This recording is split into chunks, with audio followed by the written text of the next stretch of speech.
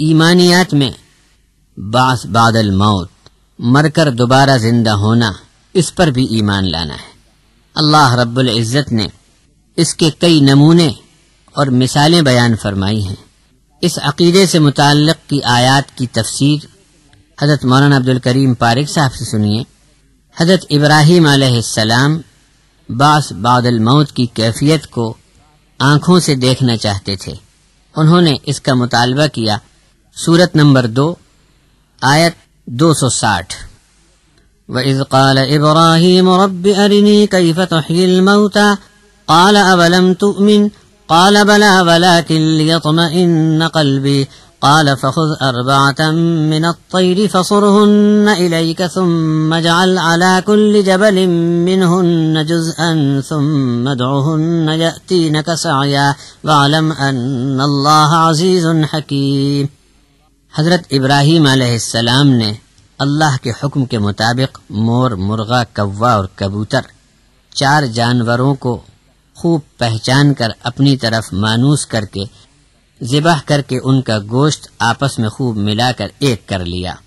پھر دور پہاڑیوں کی چوٹیوں پر الگ الگ یہ ملا ہوا مکس گوشت رکھ کر واپس آ گئے، اور اللہ تبارک و تعالی کے حکم کے مطابق انہیں آواز دی، اور سب کے سب اڑ کر حضرت ابراہیم کے پاس پہنچ گئے۔ اللہ کی قدرت کا کرشمہ اپنی آنکھوں سے دیکھنا چاہتے تھے سو دیکھ لیا، ورنہ ایمان و یقین تو پہلے بھی تھا، صرف کس طرح مرے پیچھے کون زندہ ہوگا اس منظر کو دیکھنا چاہتے تھے۔ نبیوں نے اسی کی دعوت دی، مگر کافروں نے اس کو جادو کی باتیں کہا۔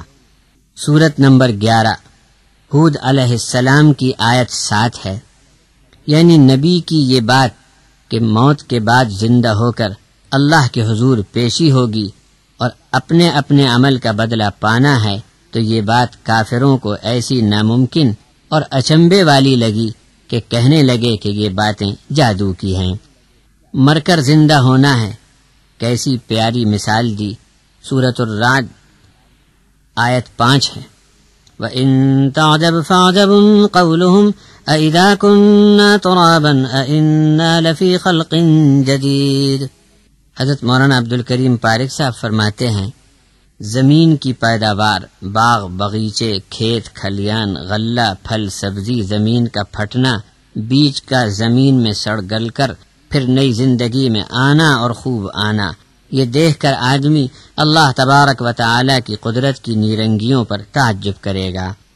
اس پر فرمایا کہ تم کو تعجب آئے تو ذرا ان کی بات پر بھی تعجب آنا چاہیے، جو اپنی نظروں سے روز یہ منظر دیکھا کرتے ہیں کہ دانہ زمین میں سڑ گل کر پھوٹ نکلتا ہے، جبکہ قبروں میں سڑ گل کر یہ ہڈی مٹی ہوں گے، تو کیا ہم ان کو پیدا کرنے پر قادر نہیں؟ پھر انہیں مرے پیچھے زندہ ہونے کا انکار کیوں ہے؟ اس حقیقت کا تو کوئی بے وقوف ہی انکار کر سکتا ہے۔ سورت نمبر 16 النحل کی آیت 38، وَأَقْسَمُوا بِاللَّهِ جَهْدَ أَيْمَانِهِمْ لَا يَبْعَثُ اللَّهُ مَن يَمُوتُ۔ بڑے بے وقوف ہیں وہ لوگ جو زوردار قسمیں کھاتے ہیں اور بکواس کرتے ہیں کہ کیا حشر و کتاب اور کیسی قیامت، جبکہ مردوں کو زندہ ہی نہیں کیا جائے گا۔ کوئی بھی کمزور ایمان و یقین کا شخص زیادہ سے زیادہ یہ کہہ سکتا ہے کہ مردے زندہ کیے جائیں گے یا نہیں، یہ مجھے معلوم نہیں، لیکن دعوے سے یہ کہنا کہ مردے زندہ کیے ہی نہ جائیں گے، اس کے معنی تو یہ ہوئے کہ ایسا آدمی مر کر دیکھ چکا ہے کہ مردوں کو دوبارہ زندہ کرنے کا اللہ کا کوئی منصوبہ نہیں ہے۔ سورت نمبر 19 مریم آیت 67، اولا يذكر الانسان انا خلقناه من قبل ولم يك شيئا۔ آدمی جب کچھ نہیں تھا تب اس دنیا کی زندگی میں جس خالق نے اسے موجود کیا، اس کے لیے کیا مشکل ہے کہ اسی آدمی کو مارنے کے بعد پھر قبر سے نکال کر اٹھا کر کھڑا کر دے۔ اور سورۃ المؤمنون کی آیت 38 اور 83 کے تحت حضرت مولانا عبدالکریم پارک صاحب سے اس طرح تفسیر ملتی ہے۔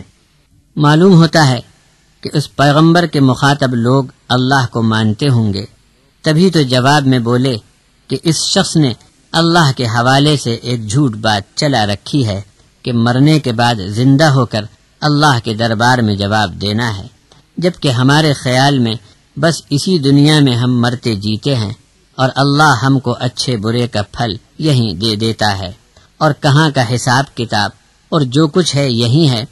بس پھر حساب صاف ہو کر آدمی مر گیا، بات ختم ہوئی۔